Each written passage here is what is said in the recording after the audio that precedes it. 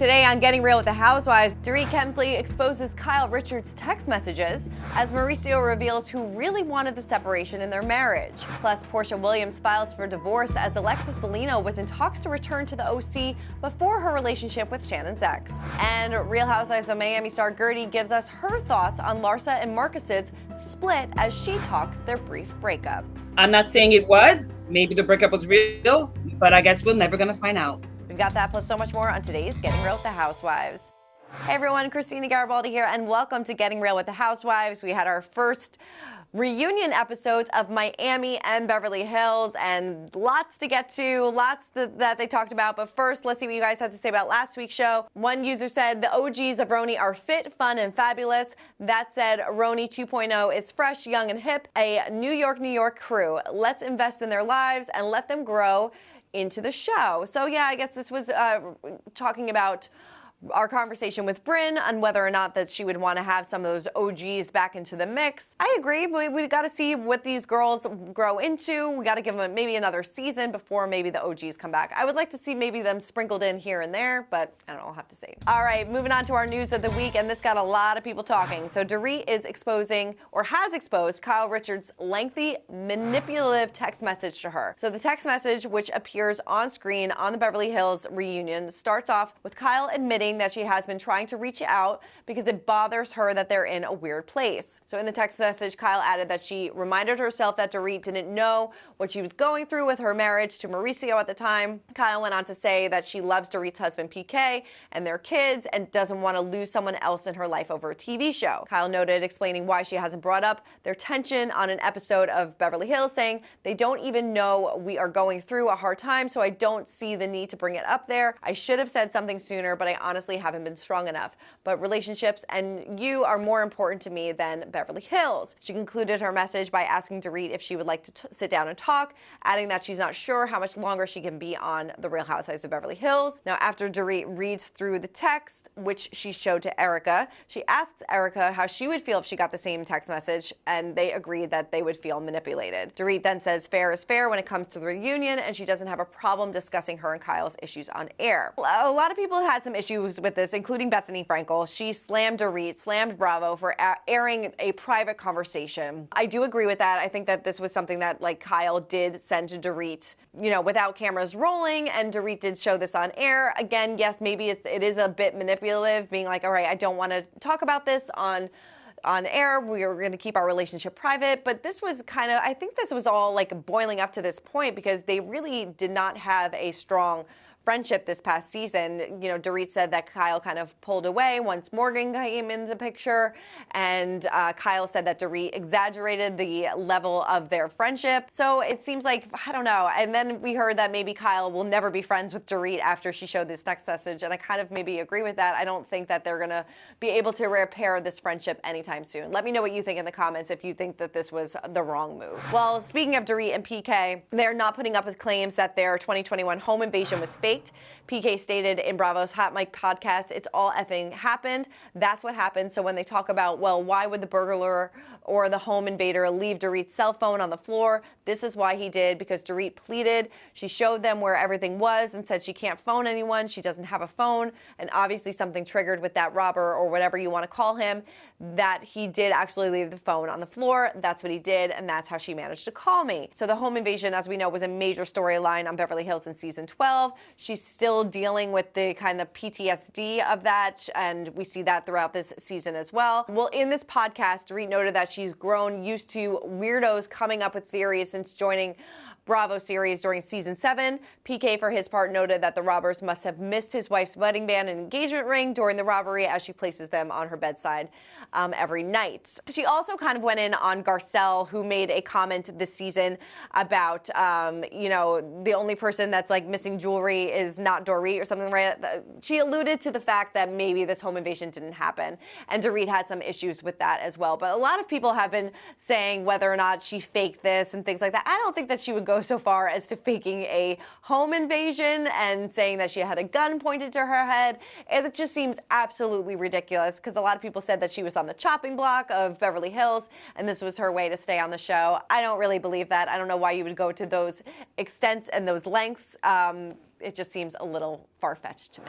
All right, well, moving on over to Atlanta, Porsha Williams thanks fans for their prayers and support after filing for divorce from husband Simon following only 15 months of marriage. This definitely took a lot of people by surprise. So Simon addressed the split in a since-deleted Instagram story, writing, "Will stop loving my wife when divorce is final." So People was the first to report the news of her divorce filing, with a source telling the publication that the split had nothing to do with reports regarding Simon's citizenship status. So days before filing for divorce, Porsha referred to Simon as her ride or die in an Instagram post. The video showed the couple riding on a boat that appeared to be modeled after a yellow sports car. So everything seemed to be fine. A little bit of backstory, if you don't know, he is the ex-husband of Phelan, who appeared on Atlanta as a friend of in season 13. There was a lot of rumors going around back then, so it forced Porsha to say that she and Phelan are not friends, and she and Simon ultimately tied the knot in November of 2022. Weeks before the divorce news, it was announced that she'd be returning to Atlanta.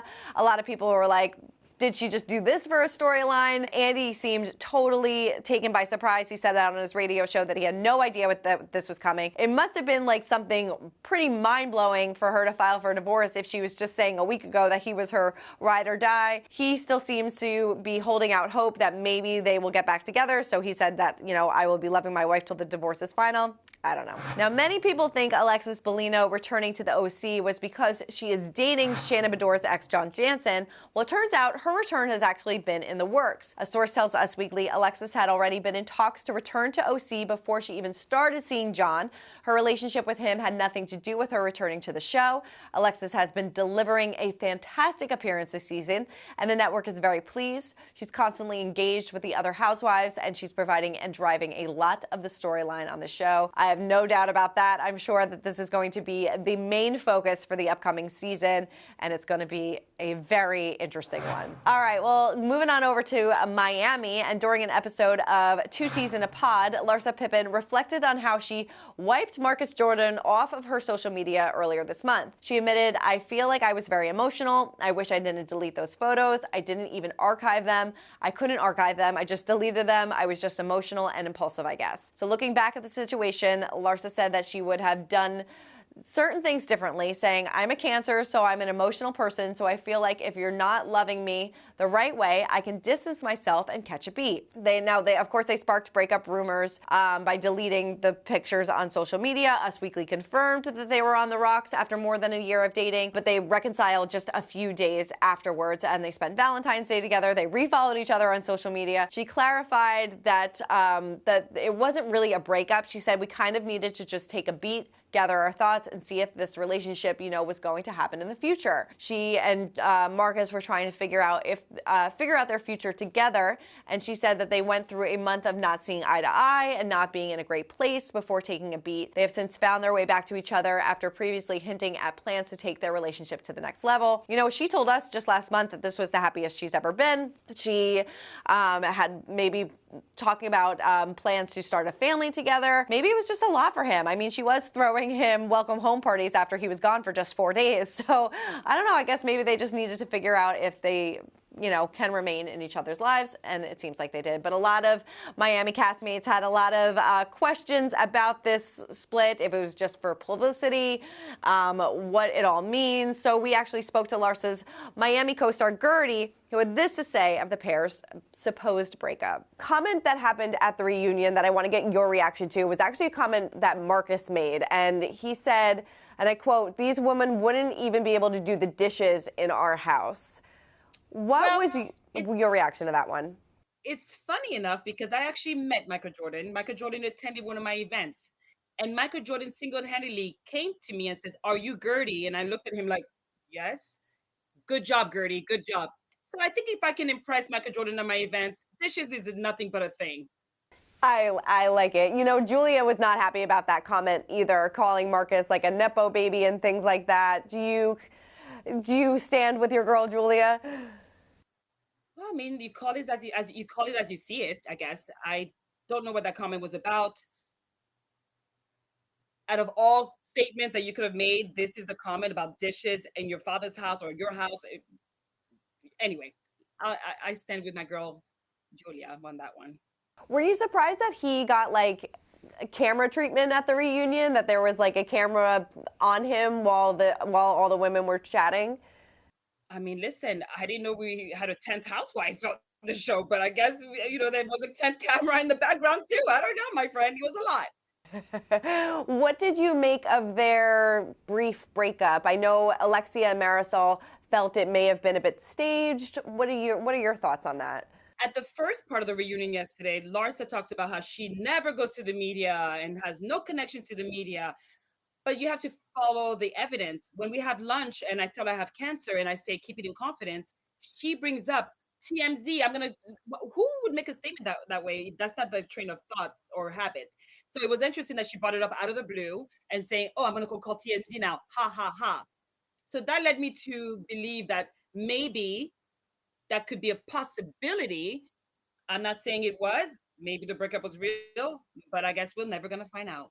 Do you feel like they're a good match for one another? After this reunion episode, yes. All right, well, let's wrap it up with our social spotlight. We have two this week.